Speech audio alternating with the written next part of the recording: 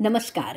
आपण ऐकतोय स्वामी श्री सवितानंदजी लिखित ओंजळीतील चंद्र, श्रीमद भगवद्गीता रचना सौंदर्य आणि आशय सौंदर्य ह्या ग्रंथाचं संपादन, संकलन आणि पुनर्लेखन केलेलं आहे सौ सरलाताई कापुरे जगदाळे यांनी. प्रकाशन केलेलं आहे प्रकाश पर्व, गुजरात. आजचा आपला अध्याय चाललेला आहे चौथा, परित्राणाय साधूनाम. आश्चर्याने स्तिमित व्हावं, हिमालयापेक्षा उत्तुंग आणि महासागरापेक्षा गहन गंभीर सखोल प्रतिभेपुढे पुन्हा पुन्हा नतमस्तक व्हावं, अशी व्यासांची थोरवी. कर्म, मोक्ष आणि त्या अनुषंगाने इतर विषय जे चौथ्या अध्यायात आलेले आहेत ते वाचकांना समजून घेताना आपण हत्तीपुढे मुंगीपेक्षाही क्षुद्र आहोत याची जाणीव पदोपदी प्रत्येक श्लोकाच्या वेळी होऊ लागते. परंतु आपला विषय तत्त्वज्ञानाच्या चर्चेचा नाही आहे, तर आपल्याला शोधायचं आहे रचना सौंदर्य आणि आशय सौंदर्य. आणि यात पण सुरुवातीला म्हटल्याप्रमाणे आश्चर्याने स्तिमितच होतो. या अध्यायाच्या पहिल्या श्लोकात इक्ष्वाकू कुलाचा निर्देश, दुसऱ्या श्लोकात राजर्षी शब्दाचा उल्लेख आणि नंतर 8व्या श्लोकात धर्मसंस्थापनार्थाय युगे युगे ह्याची परस्पर इतकी विलक्षण सांगड घालून कृष्णावताराचं प्रयोजन पण अप्रत्यक्षरित्या सूचित केलेलं आहे. या 3 शब्दात व्यासांनी सूचकरित्या खूप काही सांगितलेलं आहे. ते समजून घेण्याचा आपण प्रयत्न करणार आहोत. सुरुवात राजर्षी या शब्दापासून करूयात. व्यासांनी नुसता राजा किंवा नुसता ऋषी हा शब्द वापरलेला नाही आहे, तर राजर्षी हा शब्द वापरला आहे. युद्धाचा प्रसंग आहे, समोर राजा दुर्योधन आहे आणि त्याच्या नाशाचं प्रयोजन आहे. दुर्योधन जर राजर्षी असता तर युद्धाचा प्रश्न उद्भवलाच नसता. राजर्षी शब्दातील आमच्या चिंतनाला आमच्या समोर असलेल्या त्या 3 टीकांमध्ये काही मिळतं आहे का ते पाहण्यासाठी रामकृष्ण मठाचे महान विद्वान संन्यासी रंगनाथजी यांची भगवद्गीता का सार्वजनिक संदेश भाग पहिला हातात घेतला आणि आश्चर्याने आम्ही स्तब्धच झालो. या महानुभावाच्या विद्वत्तेपुढे नतमस्तक झालो. गीतेतलं आपल्याला अजून क ख ग पण येत नाही याचं पदोपदी भान होत गेलं. आम्ही गीतेबद्दल लिहिणं म्हणजे नुकत्याच चालायला शिकलेल्या 2-4 पावलं चालली की धपकन पडणाऱ्या मुलाने ऑलिम्पिकच्या धावण्याच्या शर्यतीत भाग घेण्यासारखंच आहे. आम्ही आजवर गीतेवर एक ज्ञानेश्वरीशिवाय दुसरी कोणतीही टीका वाचलीच नाही आहे. कधीतरी 2-3 टीका नुसत्या वरवर चालल्या इतकंच. पण आता या लेखनाला विद्वानांची मान्यता काय असेल हे समजून घेण्यासाठी परमपूज्य रंगनाथानंदांची आणि परमपूज्य दयानंद सरस्वतींची गृहे गीता अध्ययन अनुवाद डॉक्टर अनिल पटवर्धन यांची टीका वाचायला सुरुवात केली आणि स्वतःच्या अत्यंत अल्पज्ञतेची जाणीव तीव्रतेने व्हायला लागली. आम्ही वाचकांना आग्रहाने सांगू की या दोन्ही टीका आपण अवश्य वाचा. रंगनाथानंदांच्या टीकेत केवळ राजर्षी शब्दावर विवेचनासाठी एकूण 22 पानांचं लेखन आहे.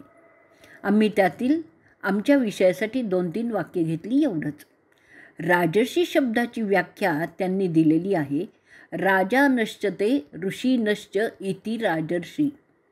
शंकराचार्य म्हणतात राजर्षी म्हणजे राजा आणि ऋषी दोन्हीही एकाच रूपात आहेत. बाहेरून राजा, आतून ऋषी. ऋषींजवळ संयम आहे, आत्मनियंत्रण आहे, पण राजासारखी शक्ती नाही आहे. नुसता राजा म्हटला की त्याच्याजवळ बाहुबल, धनबल, सैन्यबल म्हणजेच अमात्य प्रधान राजपुरोहितामुळे बुद्धिबळ आहे, सत्ता आहे, शक्ती आहे आणि स्वाभाविकच त्यांच्यात संयम जर नसेल तर तो विषयलंपट, इंद्रियांचा गुलाम, वासना विकार भोगी, अनियंत्रित भोगलोलुपता येऊ शकते. भोगविलासात रममाण होणारा राजा प्रजाहितासाठी फारसं कार्य करूच शकणार नाही. तर आता आपली शक्ती तिथे वापरणार नाही, स्वभोगपूर्तीसाठी वापरेल आणि यथा राजा तथा प्रजा. राजाच्या बेफाम अशा विलासाने प्रजा पण विलासीच होईल. विषयवासना डुंबत राहील. आत्मा, परमात्मा, प्रेम, करुणा, शांतीपासून दूर राहील. दुसऱ्याच्या दुःखाबद्दल परदुःख चंदन शीतला राहील. थोडक्यात म्हणजे असा राजा आणि अशी प्रजा म्हणजे आधीच्या अध्यायात म्हणजे 3ऱ्या अध्यायात म्हटल्याप्रमाणे अयाघुरी इंद्रिया रामो, इंद्रिय सुखात पूर्णपणे जीवन पतित करणाराच होईल. तो यज्ञशिष्टाशीनः च्या ऐवजी भुंजते ते त्वघम पापा म्हणजे पापच खाणारे असतील. 9व्या अध्यायात अशाच लोकांसाठी मोघाशा मोघ कर्माणो मोघ ज्ञाना विचेतसह म्हणजे ते व्यर्थ आशा, व्यर्थ कर्म, व्यर्थ ज्ञानवाले, विक्षिप्त चित्त, अज्ञानी लोक राक्षसी, आसुरी आणि मोहिनी प्रकृतीचे असतात. आणि हे सगळं दुर्योधनाला लागू पडतं. त्याशिवाय तो आततायिनः आहेच, अर्थात ज्याचा वध करणं, ज्याचा नाश करणं योग्यच ठरेल असाच तो आहे. भगवान कृष्णांच्या अवताराचं मुख्य प्रयोजन होतं कंस, शिशुपाल, दंतवक्र यांच्या नाशासाठी. त्यांचा नाश केला. कालयवन, जरासंध यांना दुसऱ्यांच्या माध्यमातून, तर नरकासुराला पुन्हा स्वतःच मारले. खरं तर तिथे अवतार प्रयोजन पुरं झालेलं होतं. भगवान कृष्ण स्वतःच्या इच्छेने प्रकट होतात, देह धारण करतात. तसंच स्वतःच्या इच्छेने देहत्याग करून लीला आवरून केव्हाही निजधामाला जाऊ शकले असते. पण ते थांबले फक्त पांडवांसाठी. अवतार कार्याचं मुख्य प्रयोजन परित्राणाय साधूनाम. पण गंमत अशी आहे की दुर्योधन कंस नरकासुरासारखा असुर नव्हता. तो पण कुरुवंश उत्पन्न राजा आणि पांडवांचा चुलत भाऊच होता. महाभारतात असं कुठेही दिलेलं नाही आहे की दुर्योधन दुष्ट राजा होता आणि त्याने प्रजेचा छळ केला. याउलट त्याच्या काळात प्रजा सुखी होती असंच दिलेलं आहे.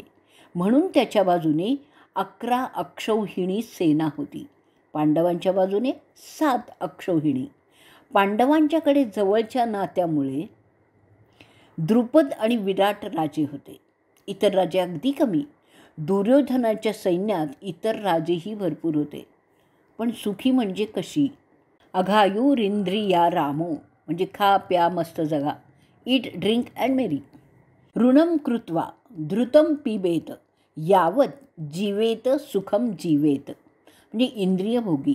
स्वतः दुर्योधनाला आणि स्वाभाविकच यथा राजा तथा प्रजा या न्यायाने प्रजेला पण धर्म, अध्यात्मसाधन, भजन, आत्मा, परमात्मा यांच्याशी काहीही सोयर सुतक पण नव्हतं. आणि स्वाभाविकच यदा यदा हि धर्मस्य ग्लानिर्भवती भारत. अवताराच्या प्रयोजनाचं हे एक कारण आणि म्हणून दुर्योधनासह समस्त कौरव कुलाच्या नाशासाठी धर्माला ग्लानीच्या स्थितीतून बाहेर काढून अभ्युत्थानम धर्मस्य याच्यासाठी कृष्ण थांबले. कारण त्यांना पुढच्या पिढीसाठी राजा नाही पण राजर्षी पाहिजे होता. महाभारतातही एक अतिशय सुंदर आणि महत्त्वाचा श्लोक आहे. विद्यामदो धनमद स्त्रितियो भीजनो मदः मदा एतत्वालिप्तानाम एत एव सताम दमाहा. म्हणजे पहिला मदांधता येते विद्येच्या अहंकाराने, शाब्दिक ज्ञानाने. बेडकासारखे कूप किंवा मंडूप फुगलेले खूप लोक अवतीभोवती पाहायला मिळतील.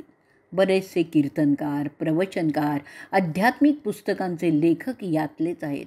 अनुभवजन्य ज्ञान नाही, अपरोक्ष ज्ञान नाही, फक्त शाब्दिक ज्ञान आणि त्या ज्ञानाने विद्येने मद झालेले विद्यामदो. म्हणजे दुसऱ्या काहींना धनाचा, धनसंपत्तीचा मद असतो, काहींना आपल्या वंशश्रेष्ठत्वाचा मद असतो. पण हा मद कोणाला होतो? जे अवलिप्त म्हणजे निकृष्ट बुद्धीचे, अभद्र, क्षुद्र समजशक्तीचे असतात त्यांना. याउलट सज्जन, सदाचारी, विवेकी पुरुष या तिन्ही मदांना उलट करून दम म्हणून दमन, आत्मनियंत्रण. दम म्हणजे स्वतःवर पूर्ण अनुशासन. हे केव्हा शक्य आहे?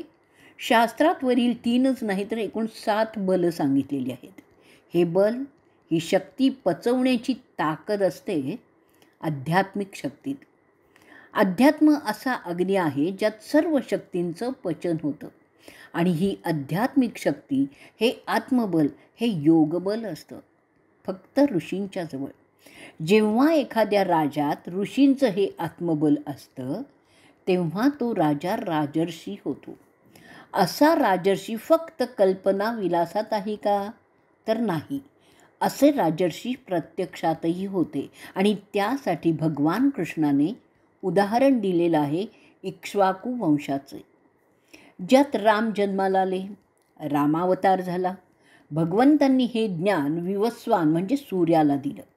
सूर्याने त्याच्या पुत्राला म्हणजे मनूला दिलं आणि या मनूपासून इक्ष्वाकू वंश चालू झाला. म्हणजेच इक्ष्वाकू वंश हा सूर्यवंश आहे आणि त्या वंशात सर्व राजे राजर्षीच झालेत. मग राजा दिलीप असो, राजा रघु असो, भगवान राम असो. रामरक्षेचा ध्यानाचा श्लोक आठवा. राजा असल्यामुळे अलंकारभूषित आहे, तर ऋषी असल्यामुळे जटाजूट मंडित आहे. गृहस्थ असल्याने वामांगी सीता आहे, पण आत्मसंयमी असल्याने बद्ध पद्मासन असा आहे. राजा असल्यामुळे शस्त्रसज्ज आहे, पण स्वभावतः अजातशत्रू असल्यामुळे अजानुबाहू आहे. रामरक्षेतील रामाचं वर्णन राजर्षीचं वर्णन आहे. कृष्ण त्याच्या अवताराचं प्रयोजन सांगताना यदा यदा हि धर्मस्य संभवामी युगे युगे मुद्दामच इतर राजवंशांचा उल्लेख न करता इक्ष्वाकू वंशाचा उल्लेख करून रामावताराची आठवण करून देतो. आणि मी तुझ्यासमोर उभा असलेला कृष्ण त्रेतायुगात धनुर्धारी राम होता. म्हणजेच संभवामी युगे युगेला पुराव्यासह सिद्धही केलेला आहे. इक्ष्वाकू कुलाच्या राजर्षी परंपरेबद्दल आणखीन 2 उदाहरणांनी त्यांची महत्ता लक्षात आणून देतो. पुराणात म्हटलेलं आहे, परशुरामाने 21 वेळा पृथ्वी निक्षत्रिय केली. हे शब्दशः खरं मानायचं का? तर नाही. का बरं? कारण परशुरामाच्या वेळी पण इक्ष्वाकू कुलाचे क्षत्रिय राजे होते. परशुराम त्यांच्या वाटेला गेला नाही, कारण ते सर्व राजर्षी होते. परशुरामाने त्या राजांना मारलं जे वर वर्णन केलेल्या दुर्योधनाप्रमाणे होते. दुसरं, जेव्हा जेव्हा इंद्राला युद्धात दुसऱ्या कोणाच्या मदतीची गरज पडली तेव्हा तेव्हा त्यांनी फक्त इक्ष्वाकू कुलोत्पन्न राजर्षीलाच पाचारण केलं. मग ते राजा रघु असू देत किंवा राजा दशरथ असू दे. रामचरितमानसमध्ये एक छान प्रसंग आहे. दशरथ राजा राजदरबारात येऊन सिंहासनावर बसला, राजमुकुट धारण केला आणि सेवकांनी त्यांच्यासमोर आरसा धरला. त्या आरशात पाहताना दशरथाच्या लक्षात आलं की कानाजवळचा एक केस सफेद, सफेद म्हणजे पांढरा, पांढरा झालेला आहे. एकच केस, एकवचनी शब्द आहे. पांढऱ्या केसाची आत्ताशी चाहूल लागली आहे, आत्ताशी सुरुवात झाली आहे, तरीही दशरथ राजा सावध झाला आहे. श्रवण समीप भयो श्वेत केसा मानहू जरठ पण असा उपदेशा. म्हणजे आत्ता वृद्धत्व यायला सुरुवात झालेली आहे आणि तत्क्षणी राजा दशरथ निर्णय घेतो की आता रामाला गादीवर बसवायचं, त्याचा राज्याभिषेक करायचा आणि आपण मात्र आत्मकल्याणासाठी जंगलाची वाट धरायची. एक चक्रवर्ती सम्राट सगळे राजभोग त्यागून तपस्येसाठी जंगलात जायची तयारी करतो, कारण तो बाहेरून राजा तर आतून ऋषी होता, राजर्षी होता. या उलट पुरुरवा राजा विषयभोगाची तृप्ती झाली नाही म्हणून स्वतःच्या तरुण मुलाकडून त्याचं तारुण्य मागून घेणारा. या पुरुरवा राजासारख्या राजामुळे भगवान कृष्णाने ईश्वराने सांगितलेला योग सकाले नेह महता योगो नष्टः ची लुप्त होण्याची स्थिती आली होती आणि कृष्णाला ती पुन्हा ऊर्जित अवस्थेत आणायची होती. म्हणून दुर्योधन राजा म्हणून नको होता. पांडवांपैकी राजर्षी हवा होता. चक्रवर्ती सम्राट दशरथ सर्व राज्य सोडून जायला तयार झाला आणि अहंकारी दुर्योधन सुईच्या टोका इतकी जमीनही द्यायला तयार नव्हता. 4थ्या अध्यायात प्रत्येक श्लोक खूप महत्त्वाचा आणि खूप चिंतन करायला लावणार आहे. पण स्थानमर्यादेमुळे आम्ही ते चिंतन करण्याची, समजून घेण्याची जबाबदारी वाचक मित्रांवरच सोडतो. आम्ही या अध्यायातले 2 अर्धश्लोकावर स्वतंत्र लेख लिहिलेले आहेत. परित्राणाय साधूनां आणि गहना कर्मणो गतिः. त्याशिवाय काही 2-3 अत्यंत महत्त्वाच्या शब्दांची चर्चा करून या अध्यायाला पूर्णविराम देऊ. तर आमची ही सनातन संस्कृती कर्मसिद्धांतावर आधारित आहे. कर्म केलं की फळ उत्पन्न होणार आणि ते फळ पापपुण्य सुखदुःख कोणत्याही रूपात भोगावं लागणारच. त्यातून काही सुटका नाही. फक्त आत्मज्ञानाच्या अवस्थेत ज्ञानाग्नी सर्व कर्माणी भस्मसात कुरुते तथा कर्मफळ नष्ट होऊन ते भोगण्यासाठी पुनर्जन्माच्या अवस्थेतून सुटका होते. कर्मफल या जन्मात भोगलं गेलं नाही तर अवश्य पुढचा जन्म घ्यावा लागेल. म्हणजेच पूर्वजन्म आणि पुनर्जन्म आमच्या संस्कृतीचा पाया आहे, आमचं अधिष्ठान आहे. त्याविषयी कोणाला काहीच शंका राहू नये म्हणून व्यास भगवान कृष्णांच्या तोंडून त्यावर शिक्का म्हणजेच राजमुद्रा करून घेतात. 4थ्या अध्यायात भगवान कृष्ण म्हणतात, बहुनी मे व्यतीतानी जन्मानी तव चार्जुन त्यक्त्वा देहम पुनर्जन्म नेती मामेती सोर्जुन. इतकंच नाही तर आधीच्या आणि नंतरच्या अध्यायात म्हणजे अध्याय 2 श्लोक 12, 13, 16, 22, 27 वगैरे आणि अध्याय 6 श्लोक 41-42, अध्याय 8 5, 6, 16, अध्याय 9 20, 21 असे कितीतरी श्लोक तिथे देता येतील. भगवान वेदव्यासांनी यावर एवढा भर का बरं दिला असेल? आता आपण आपल्या अवतीभोवती काय परिस्थिती पाहतो आहोत? भ्रष्टाचार, दुराचार, अनाचार, व्यभिचार, बलात्कार, चोरी, लूट, डाके खूप वाढलेत. का हो? कारण इतर 2 संस्कृतीच्या आक्रमणाने भले आपण तोंडाने म्हणू की पुनर्जन्म आहे, केलेलं भोगावंच लागतं, पण अंतर्यामी कोणालाच यावर विश्वास नाही आहे. जर पुनर्जन्माच्या सिद्धांतावर पूर्ण श्रद्धा असेल तर त्याच्याकडून कुठलाच आणि कसलाच पापाचार घडणारच नाही. भावी पिढी पापाचाराकडे प्रवृत्त होऊ नये, त्यापासून मुक्त राहावी, आत्मकल्याणाचा विचार करेल, आत्मसंयमन करेल. त्यासाठी व्यास महर्षी पुन्हा जवळजवळ गीतेच्या प्रत्येक अध्यायात पुनर्जन्माची आठवण करून देतात आणि तेही बहुधा भगवान श्रीकृष्णांच्या तोंडूनच, ते ब्रह्मवाक्य ठरावं म्हणूनच. महर्षी व्यासांनी या अध्यायात आणखीन एक गंमत केली आहे. भगवान कृष्ण अर्जुनाला म्हणतात, अपाने जुह्यति प्राणम प्राणे पानम तथा परे अपरे नियताहाराः प्राणान प्राणेषु जुह्यति. योगशास्त्रातील ही कठीण आणि दुर्घर योगक्रिया जर अर्जुनाला आधीपासून माहिती असेल तर तो तेवढा स्थिर आणि शांत राहिला असता की पहिल्या अध्यायात त्याची जी मनस्थिती दाखवलेली आहे ती तशी झालीच नसती. तशी मनस्थिती चलायमान उद्वेलित झाली आहे याचाच अर्थ त्याला या योगशास्त्राची काहीही माहिती नाही. परंतु अर्जुन जिज्ञासू आहे. त्यांनी लागलीच कृष्णाला विचारलं असेल आणि कृष्णाने त्याला समजावून पण सांगितलं असेल. पण त्याबरोबर कृष्णाने ही पण खबरदारी घेतलेली असेल की हे रहस्य संजयाच्या कानावर जाऊ नये आणि त्याने धृतराष्ट्राला सांगू नये. गीतेत असे काही श्लोक आहे ज्याची संगतीच लागत नाही. ती संगती कृष्णाने अर्जुनाला सांगितलीही असेल पण धृतराष्ट्राला कळू नये म्हणून संजयाला पण कळणार नाही या पद्धतीनेच. कारण भगवान कृष्णांच्या दृष्टीने या ज्ञानप्राप्तीला लायक कोण आहे तर तद्विधी प्रणिपातेन परिप्रश्नेन सेवया उपदेक्षयन्ति ते ज्ञानम ज्ञानीनस्तत् तत्त्वदर्शिनः. ज्ञानी पुरुषाकडे गुरुकडे नम्रतेने जा, त्यांची सेवा करा आणि मग त्यांना प्रश्न विचारून पुन्हा प्रश्न विचारून परिप्रश्नेनं ज्ञान प्राप्त करून घ्या.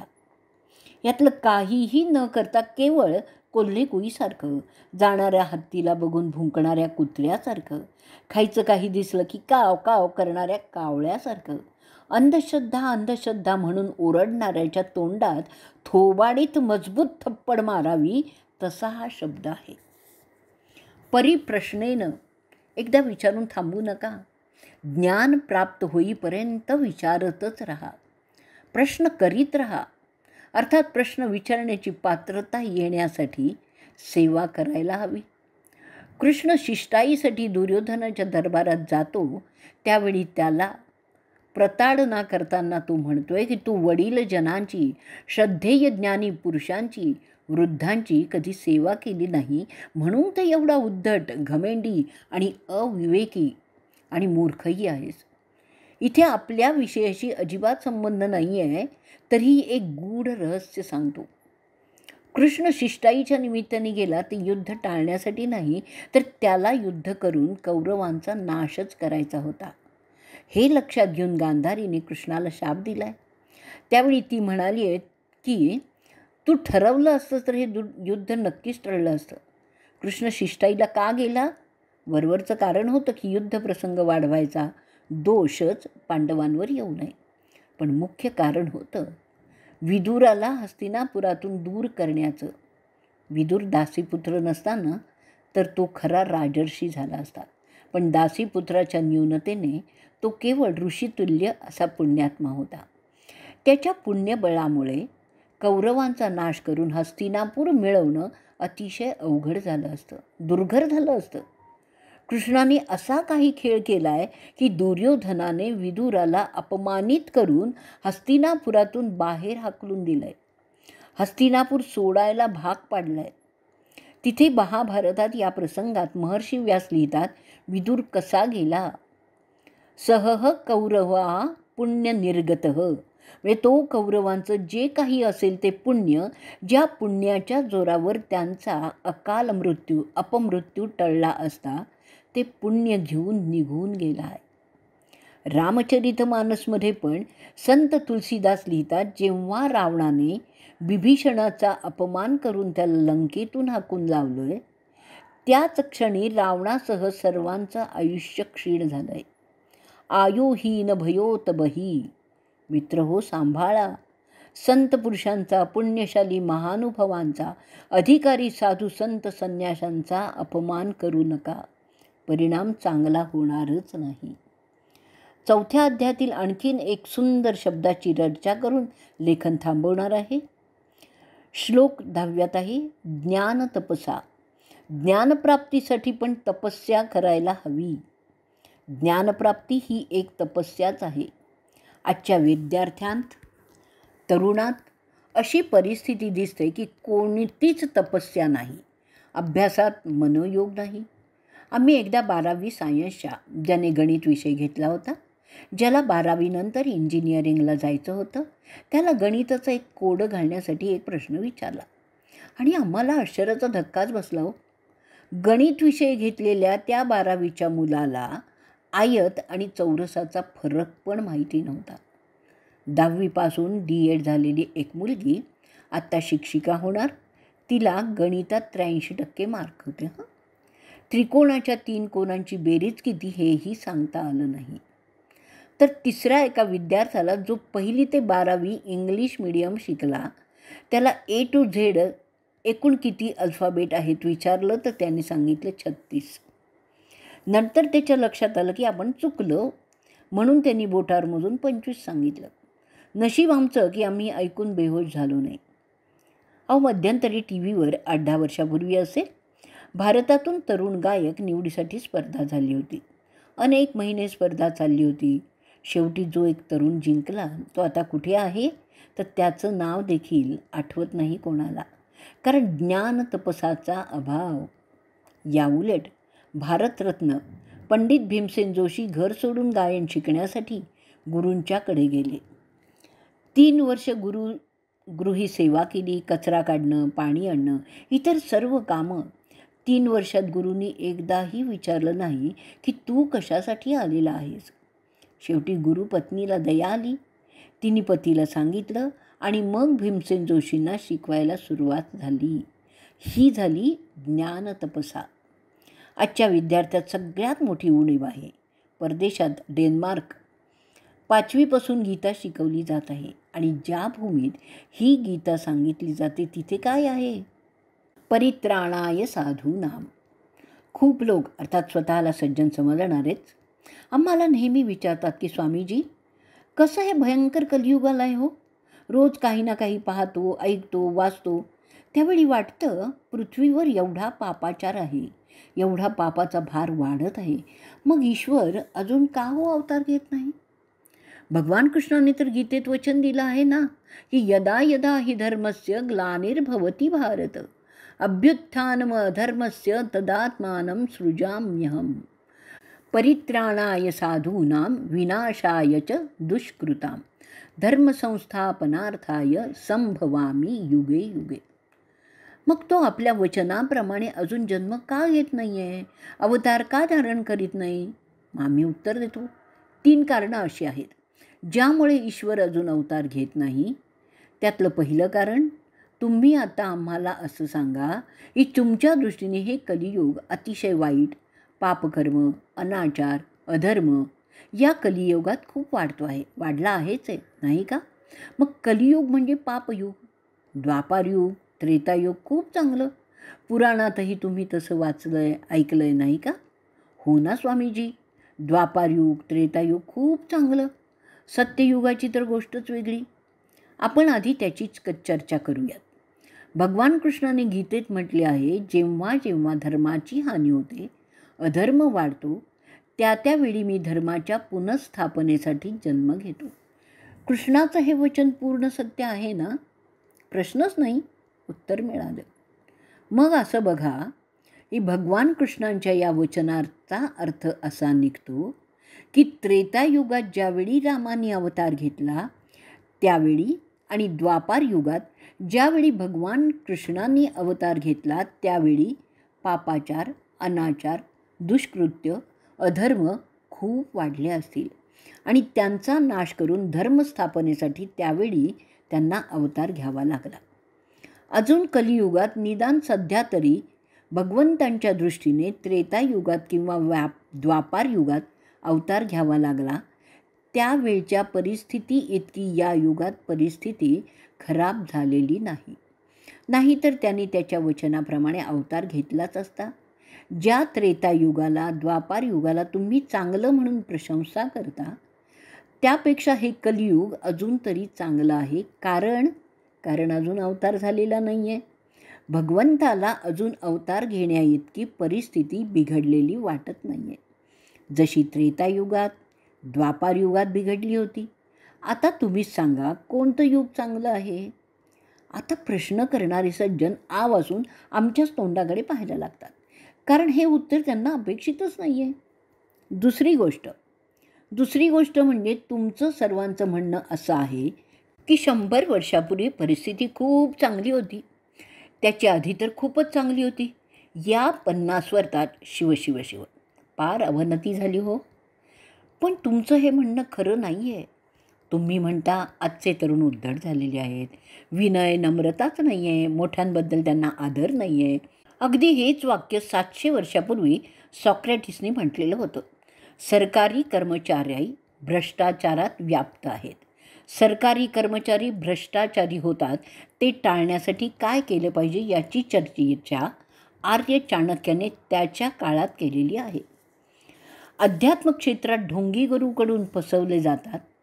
शाळेतले शिक्षक पण जरा बायबल इसवी सनापूर्वी लिहिलं गेलेलं ते वाचा, त्यातील हीच वाक्य तुम्हाला सापडतील. पूर्वीच्या काळात मग ते कोणतंही युग असो, माणसं जर चांगली होती तर हजारो वर्षापूर्वीच्या पुराणात कोणत्या पापाचं काय फळ मिळतं, कोणत्या नरकात जावं लागतं याची चर्चा आलीच का आणि कशासाठी? खरं सांगू, माणूस, समाज आहे तसाच आहे, त्यात फार बदल होत नाही. मूलभूत म्हणजे कोणते? आहार, निद्रा, भय, मैथून. मूलभूत प्रकृती तीच आहे, त्यामुळे स्वभाव पण तोच आहे. चांगल्या वाईटाची टक्केवारी थोडीफार कमी जास्त होते, एवढंच. आता असं बघा, दिल्लीला एखाद्या तरुणीचं तिच्याच जवळच्या नातेवाईकाने इज्जत लुटण्यासाठी अपहरण केल्याचा प्रयत्न केला, तर घटना घडल्यापासून तास 2 तासातच तुम्हाला टी व्हीवर ही बातमी कळते.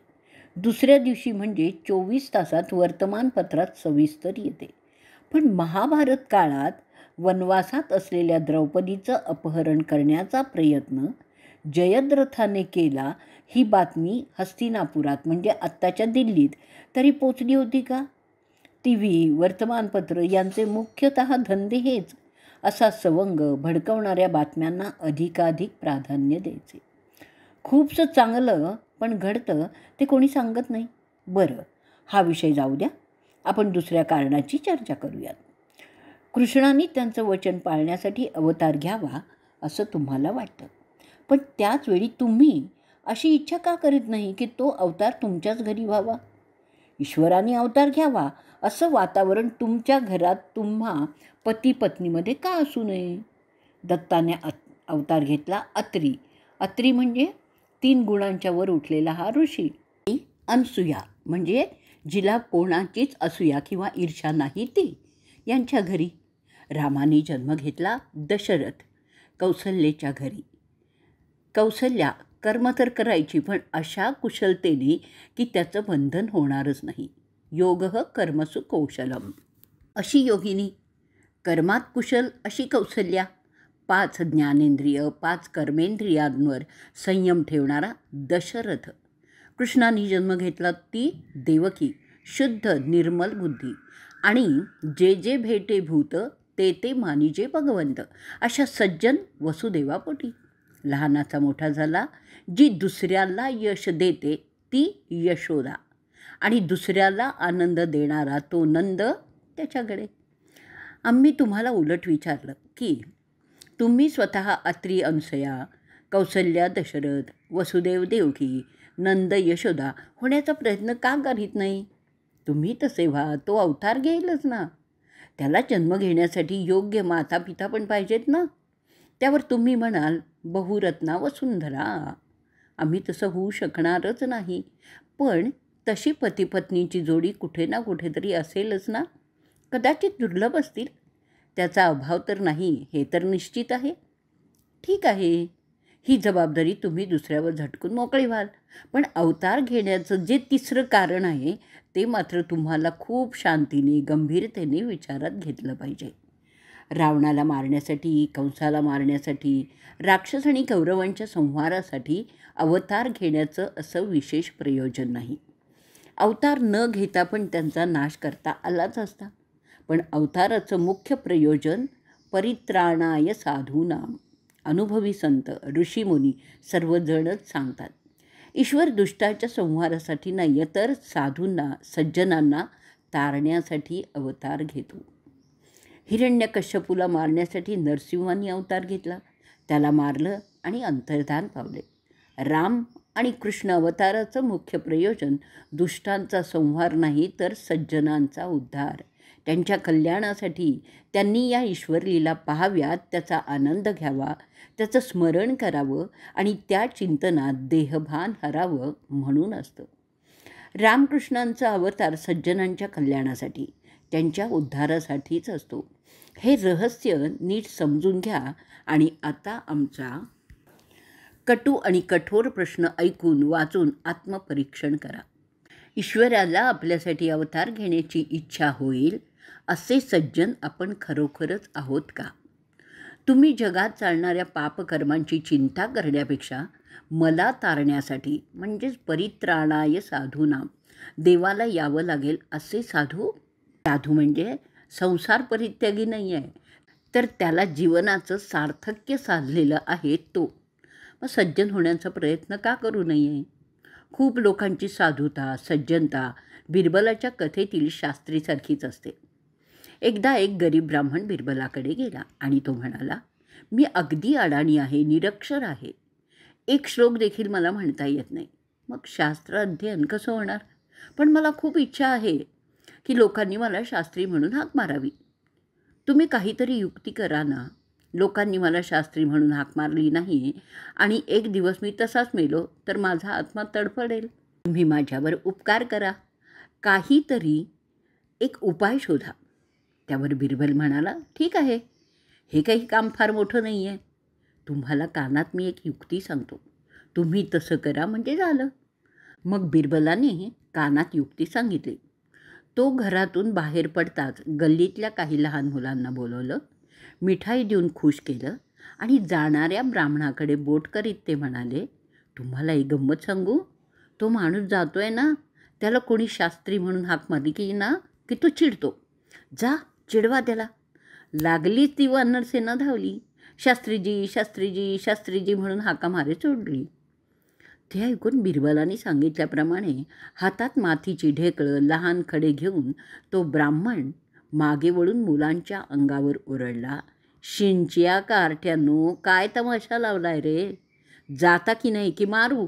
असं म्हणून मातीची ढेकळं फेकली. मुलं मागे पळाली. ब्राह्मण पुढे गेला.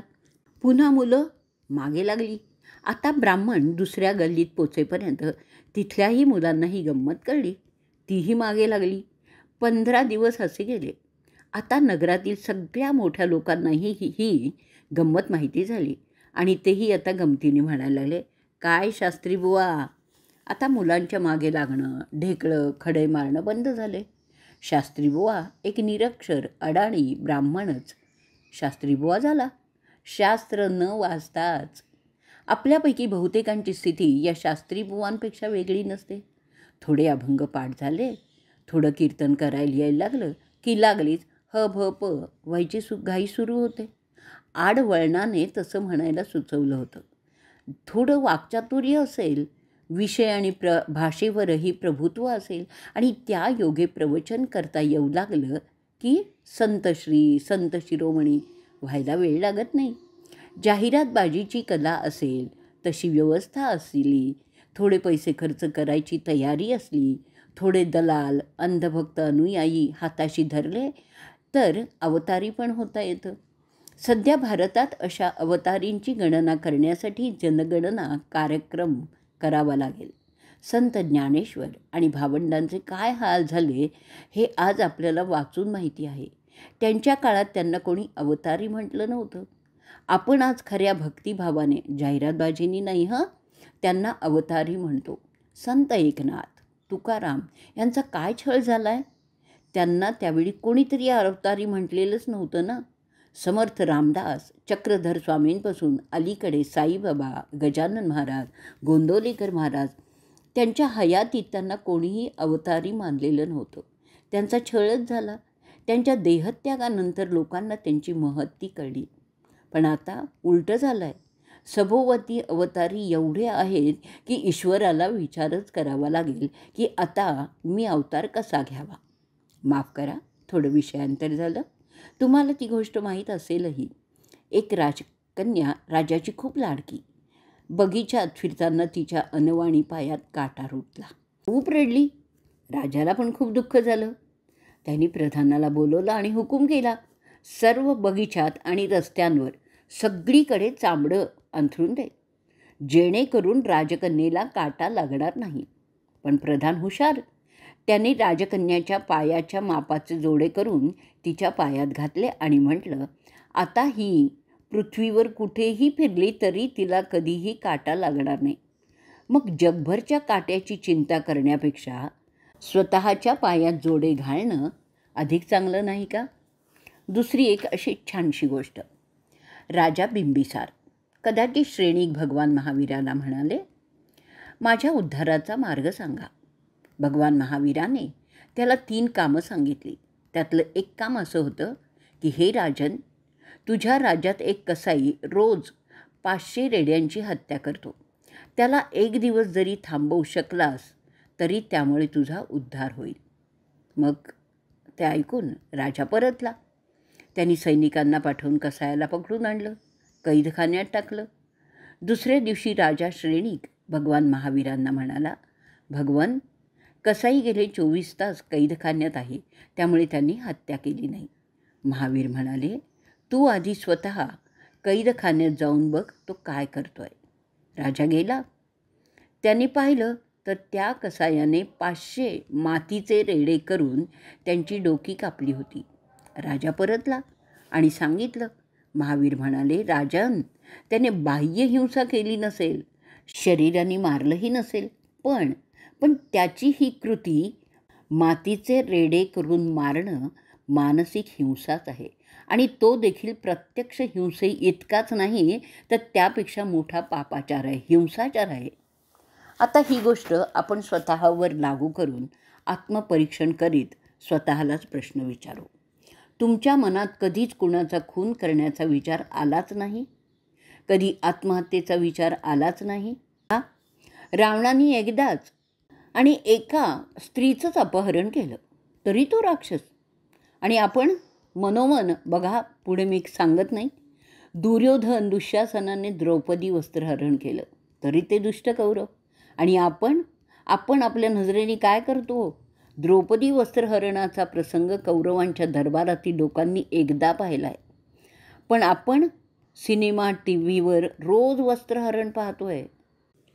सिनेमात काम करणाऱ्या नटींची वस्त्र दिवसेंदिवस लहान आणि अल्प होत आहेत.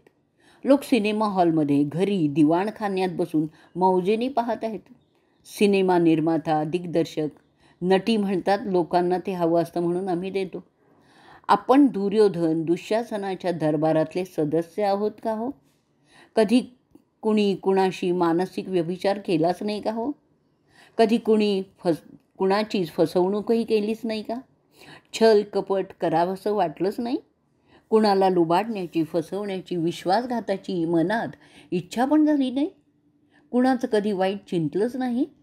दुसऱ्याच्या कामाचं यश स्वतःवर ओढून घेतलंच नाही?